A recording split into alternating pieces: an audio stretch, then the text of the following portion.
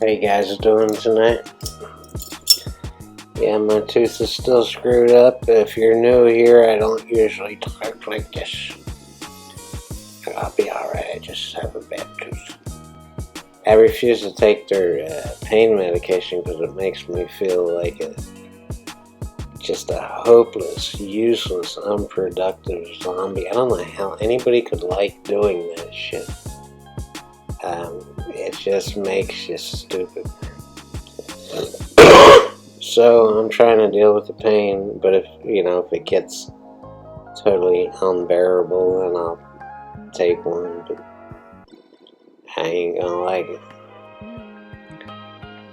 I was looking through analytics at my audience retention, and a lot of people leave my full videos right after we do the step-by-step analysis and dissect every shot and what we did and what we could have done and how to do it better and all that good stuff. They're not staying for that last part where I just kind of roll the whole run out.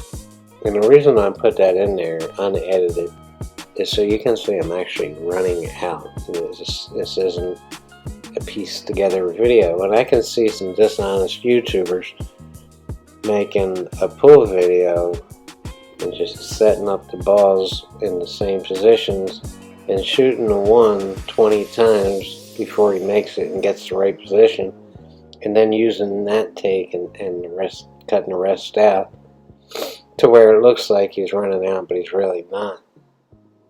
I just want people to know that I'm actually running these racks and I'm not a dishonest YouTuber. I actually can play this game. So I have to come up with a format that's going to keep people's attention a little, because what they're doing is they're coming in to learn, and they're learning, and as soon as they learn, they're leaving. They come and they watch and they say, okay, I learned, I took what I needed, and I have no use for the rest of this video, I'm out of here. And one of the keys to YouTube is to keep your audience attention for as long as you can keep it.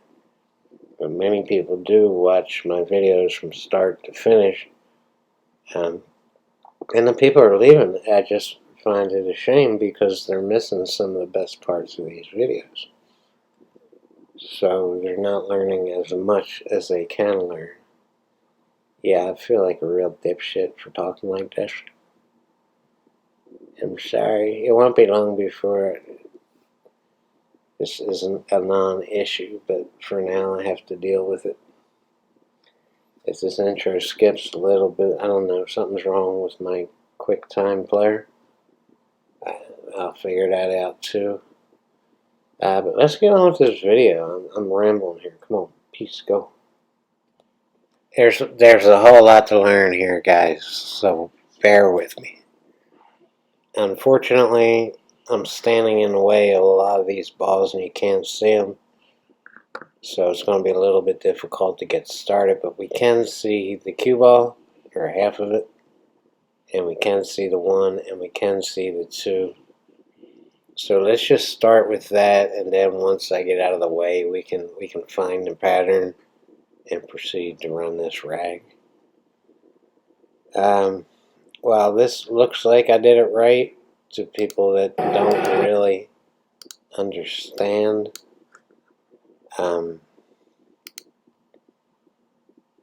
Well, let's watch a shot and I'll show you what I did wrong here. Again, here's the 2.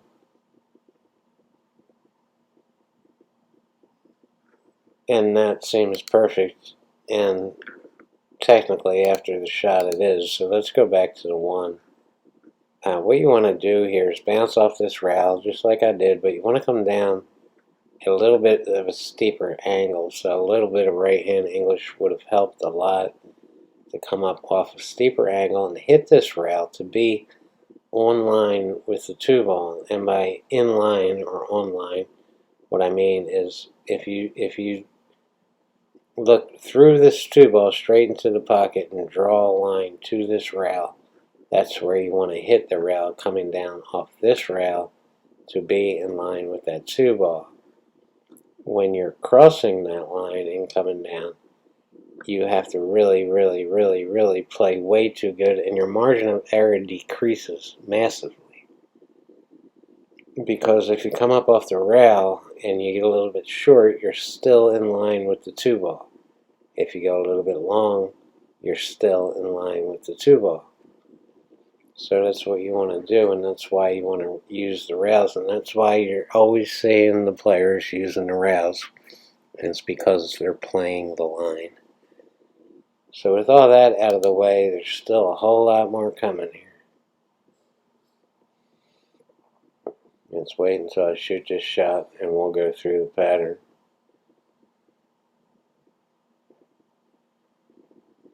Alright, now I'm getting out of the way so we can look at the whole table. We've already seen the 1 to the 2. Here's the 2 to the 3, the 3 to the 4, the 4 to the 5, the 5 to the 6, 6 to the 7, 7 to the 8, and the 8 to the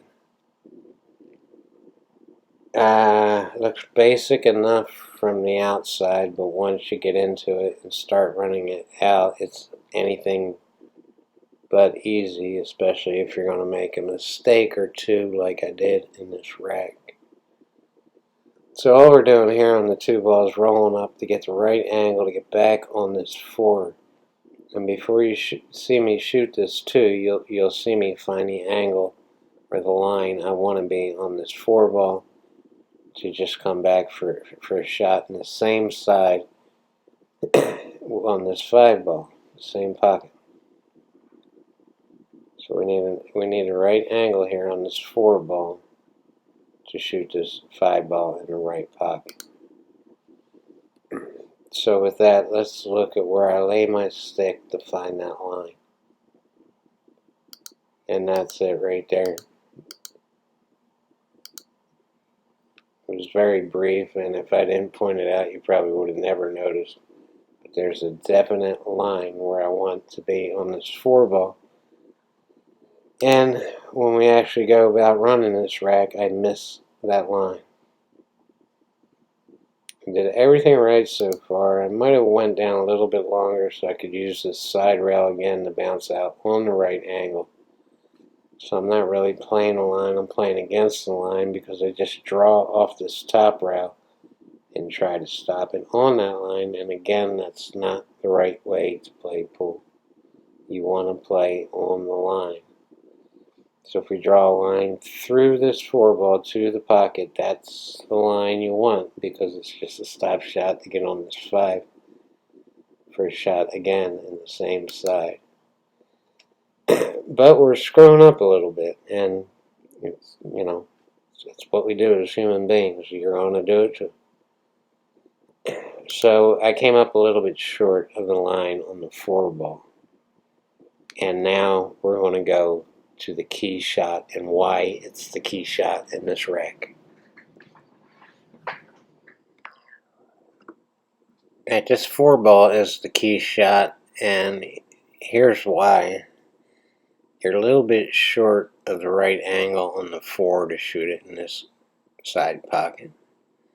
But what players will do is because they already have it in their head, they've already planned the run out, and it's stuck in their subconscious, they're reluctant to shoot this 5 anywhere but the side pocket. They've already seen it, they've already planned it, they've already given what they think is enough energy to it, and they'll stick with it.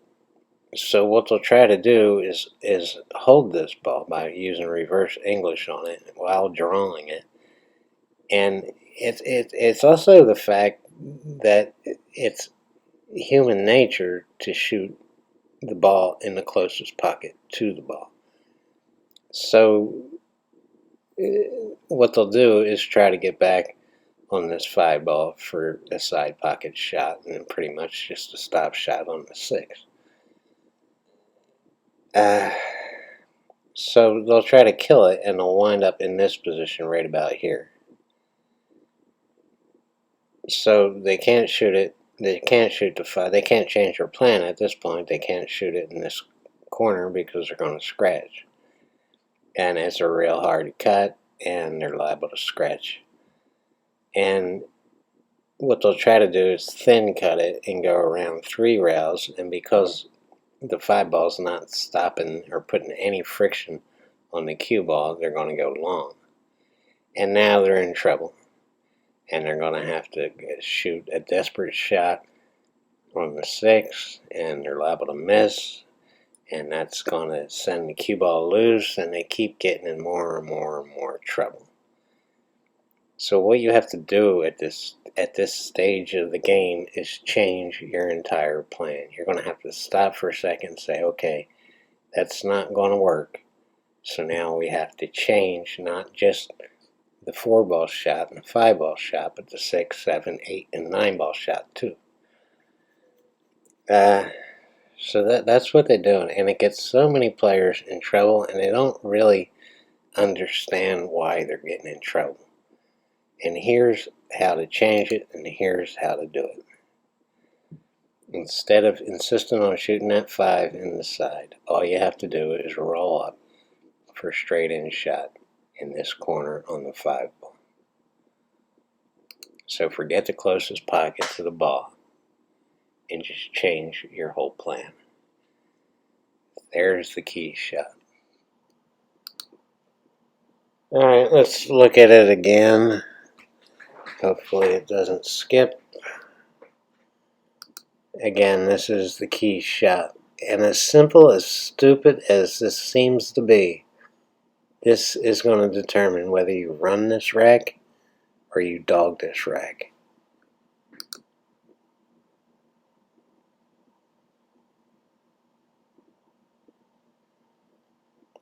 Alright, so now the original plan has changed. Now you're shooting the 5 down here, and you can't bounce off this rail and shoot it in the side. So your plan on the 6 has changed, your plan to get from the 6 to the 7 has changed, your plan to get back on the 8 has changed, and your plan to get back on the 9 has changed. You just have to adapt, change, grow, and run out.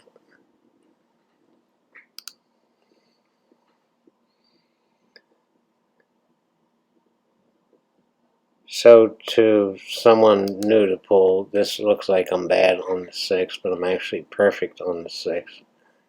Although I am close to the rail and I do have to jack up and come off this rail here. You'll see me make a major mistake here. This should have been easy. I should have stunned it more and put a little bit more draw on it. But here's the way I shot it. And this, what's coming up in this video, has really nothing to do. I shouldn't have gotten in this position in the first place, and I probably shouldn't have gotten in that position on the 4, but these things are going to happen. We're not machines, we're human beings. And I kind of eased up on that stroke and I got stuck on the rail, and worst of all, I'm straight in. If I had shot that a little bit harder and bounced off this rail and came up a little bit lower, a little bit further down table, I would have had the perfect angle to shoot this off this rail and come back for an easy shot on the 8 in the side and bouncing up for an easy shot on the 9. Now the next 10 or 12 or 15 seconds of this video might be the proudest 10 seconds I ever put on YouTube, because what you're seeing here is the result of a lifetime of dogging this very, very difficult shot. And here's the problem with it. You can't go forward, you're going to scratch. It is literally straight in. And we are literally on the rail. There's no way to get back on this 8 ball except to come straight back and to shoot the 8 in this corner down here. That's our only prayer of doing this.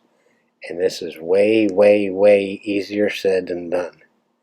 We have to jack up on this ball, and if we're just a fraction, a tiny fraction, a fraction of a hair off center, we're going to miss this 7-ball shot. So I'm just going to let it roll through this so you can see what happens. I ain't liking it. Yep, I've dogged this my whole life. This is my nemesis shot. Is that the right word, nemesis? It is really, really, really difficult, and it might not look like it's that difficult to a newbie, but trust me, it is.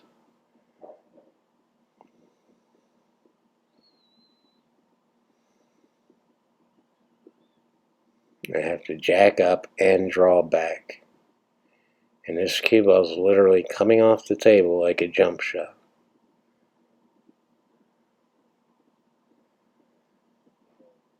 And I did it.